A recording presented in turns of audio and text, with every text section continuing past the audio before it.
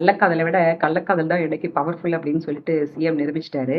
திரிஷாவுக்கு இப்ப குளு குளுன்னு இருக்கும். ஆஹா! நமக்காக எவ்வளவு பெரிய விஷயத்த பண்ணிட்டாரு அப்படின்னு சொல்லிட்டு, நல்ல காதலை விட கள்ளக்காதல் தான் இன்னைக்கு பவர்ஃபுல் அப்படின்னு சொல்லிட்டு சிஎம் நிரூபிச்சிட்டாரு. அவர் பொண்டாட்டிய கேவலமா பேசுனாங்க தாவேக்காரவங்க. அப்ப கூட இப்படி பொங்கி எழல. ஊர் மக்களுக்கு, நாட்டு மக்களுக்கெல்லாம் பாலியல் வன்கொடுமை, பெண் கொடுமை ஒரு அமைச்சர் அவங்க கட்சியில உள்ள அமைச்சருக்கே ஒரு கொடுமை நடந்துச்சு. அதையும் கூட கண்டுக்கல. அதெல்லாம் டேக் இட் ஈஸியான்னு இருந்த மனுஷனை, வாயை திறக்காமே இருந்த மனுஷனை இப்படி பேச வச்சுட்டீங்களேயா, பொங்கி எழ வச்சுட்டீங்களேயா.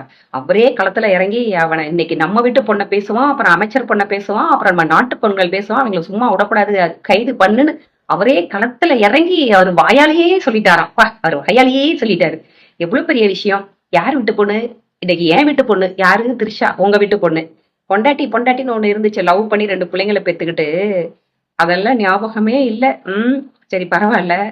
ஏற்கனவே சொல்லியிருக்காங்க, சீதா மேல ராவணன் ஆசைப்பட்டதுனாலதான் ஸ்ரீலங்காவே அழிஞ்சுது.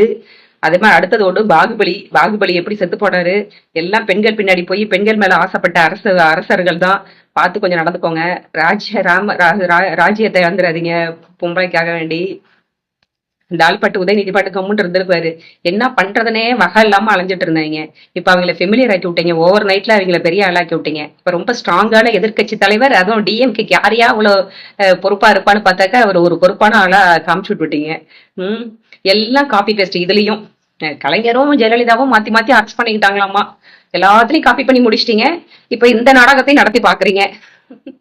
நடத்துங்க. சுயமா எந்த முடிவு நீங்க என்னைக்கு எடுக்க போறீங்கன்னே தெரியல.